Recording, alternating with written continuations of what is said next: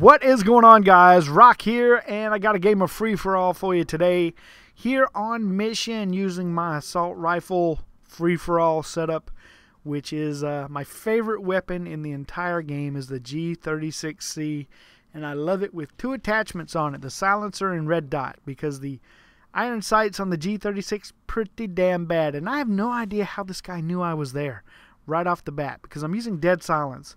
And dead silence is an absolute must-have if you're going to be playing free-for-all, because I tell you, majority of the time when I'm just standing in one spot, a lot of people think, oh, damn, Rock is camping. He's just sitting there. I'm actually listening.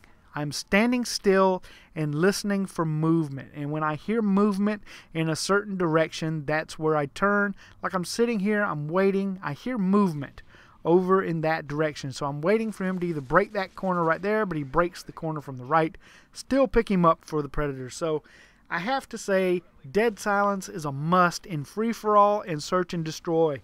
If you're using anything other than those two in free-for-all and search, you're probably going to get really destroyed, okay?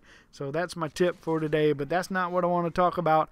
I want to talk about something that some of you are going to probably laugh at. You're going to think I'm crazy, and maybe I am. I don't know.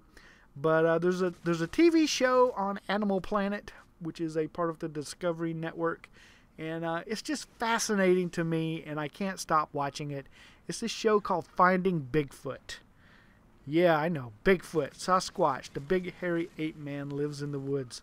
It's fascinating to me, and I'm intrigued by it, and I have to watch it every time it's on TV. If I come across an episode of Finding Bigfoot, even if it's one I've seen before, I've got to watch it. I just have to, and I don't know why.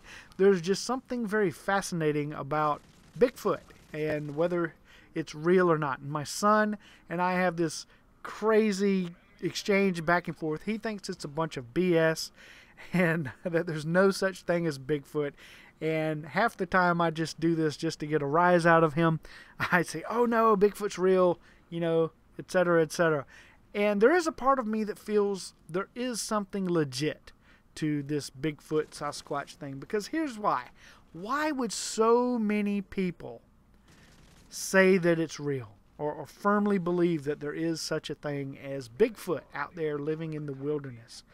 And I just, you know, if it was extremely rare instances, like you hardly ever heard of this, then I could understand. But I feel like there's something to it. And I feel like there's something to UFOs as well. So many people see things that they can't explain. I myself personally have seen a UFO, and I feel like there is something more to it than just, you know, an airplane or a helicopter or something like that. There's got to be. And I feel like Bigfoot, there has to be some other explanations as well. Or else why would so many people make these claims of seeing something in the woods or finding footprints? Now, I do remember this. When I was a kid, we lived in Florida. And we had a lake place on a really secluded area called Smith Lake, not too far from Orange Park, if you're familiar where that is. And a very wooded type of swampy area, lots of gators in that area and stuff. And I remember as a kid going down to the lake early one morning, and there were some footprints in the sand around the lake that come out of the woods. And they were pretty good size. I wouldn't say they were like gigantic or anything, but they were footprints, and they didn't look like shoes either. They looked like a bare foot. And they came down to the lake, and then they went back towards the woods. And I always thought that was really weird.